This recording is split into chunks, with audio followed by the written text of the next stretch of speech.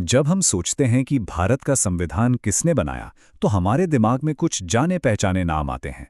लेकिन क्या उन नामों के पीछे की पूरी कहानी हम जानते हैं? आज हम उन गुमनाम नायिकाओं की कहानी जानेंगे जिन्होंने भारत की नींव रखने में एक बहुत बड़ा किरदार निभाया। तो चलिए एक बहुत ही सीधे सवाल से शुरू करते हैं।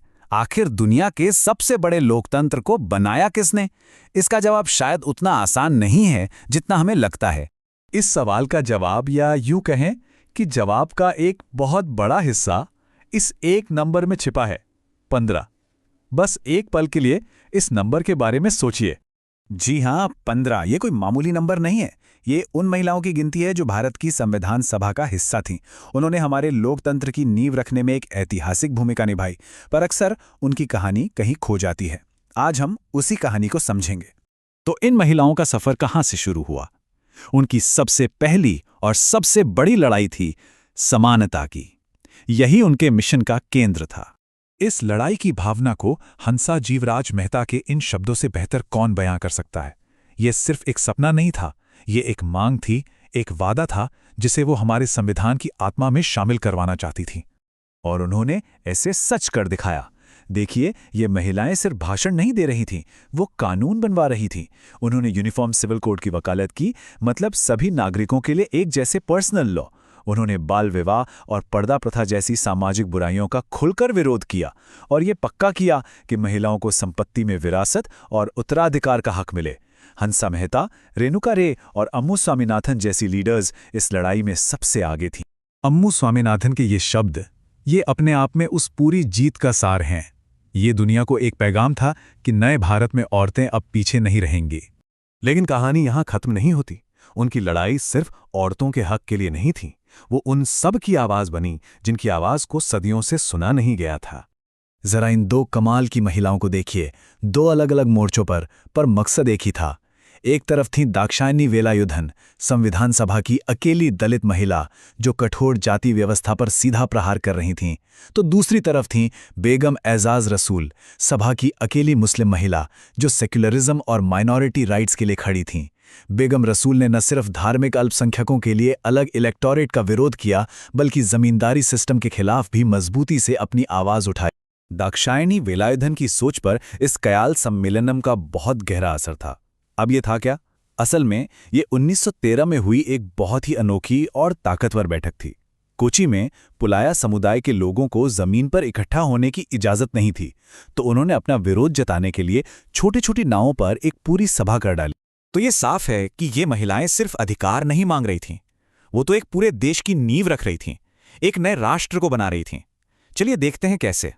इस कड़ी में एक बहुत बड़ा नाम है राजकुमारी अमृत कौर का। सोचिए, कपूरथला के राजघराने में पैदा हुई, लेकिन उन्होंने वो सारी सुख सुविधाएं छोड़कर देश की सेवा का रास्ता चुना। और उनका योगदान कितना बड़ा था। उन्होंने भारत के हेल्थ केयर सिस्टम की नींव रखी, वो आज़ाद भारत की पहली हेल्थ मिनिस्टर बनी, और आज हम जो एम्स देखते हैं उसका बिल संसद में इन्होंने ही पेश किया था। इतना ही नहीं, वो वर्ल्ड हेल्थ असेंबली की अध्यक्ष बनने वाली पहली एशियाई महिला भी थीं। कितनी बड़ी बात है। अच्छा, एक और ऐसी ही दमदार शख्सियत थी दुर्गाबाई देशमुख। उन्हें आज भी भारत में सामाजिक कल्याण की जननी के तौर पर याद किया जाता है। उनके काम को देखें तो उन्होंने आंध्र महिला सभा बनाई, जिससे न जाने कितनी औरतों को पढ़ाई और इलाज मिला। उन्होंने लड़कियों की शिक्षा पर बनी नेशनल कमेटी को लीड किया और संविधान सभा में हमेशा इस बात पर जोर दिया कि हमारी न्यायपालिका आज़ाद होनी चाहिए। तो अब तक हमने देखा कि ये महिलाएं कानून और समाज सुधार में कितना काम कर रही थीं, पर बात यहीं तक सीमित नहीं थी। इन 15 महिलाओं में गजब की विविधता थी, अलग अलग तरह का टैलेंट था। इस पर एक नजर डालिए। एक तरफ सरोजिनी नायडू जैसी महान कवयित्री थीं, जिन्हें भारत कोकिला भी कहते हैं, तो दूसरी तरफ विजय लक्ष्मी पंडित थीं, जो एक बेहतरीन डिप्लोमेट थीं और यूएन जनरल असेंबली की पहली महिला प्रेसिडेंट बनी। मतलब हर कोई अपने अपने क्षेत्र का माहिर था और सब मिलकर देश को मजबूत बना रहे थे। तो सवाल ये उठता है कि इन सभी असाधारण महिलाओं ने हमारे लिए क्या छोड़ा है? उनकी विरासत क्या है? उनका जो सामूहिक असर है वो बहुत ही गहरा है। उन्होंने ये पक्का किया कि लैंगिक समानता हमारे संविधान का अटूट हिस्सा बने। उन्होंने धर्मनिरपेक्षता और सामाजिक न्याय की वकालत की। उन्होंने हेल्थ, एजुकेशन जैसे ज़रूरी संस्थानों की नींव रखी और सबसे बढ़कर उन्होंने ये साबित कर दिया कि देश बनाना सिर्फ मर्दों का काम नहीं है। उनकी इस पूरी कहानी का सबसे यादगार पल शायद ये था। सोचिए 15 अगस्त 1947 का दिन, भारत आज़ाद हो रहा है और हंसा मेहता पूरे देश की महिलाओं की तरफ से संविधान सभा को हमारा नया तिरंगा भेंट कर रही हैं। ये एक ऐलान था कि नया भारत औरतों की भागीदारी के बिना बन ही नहीं सकता। और यही बात हमें आज के आखिरी सवाल पर ले आती है।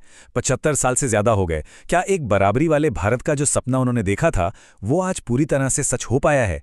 ये एक ऐसा सवाल है जिस पर हम सबको सोचना चाहिए।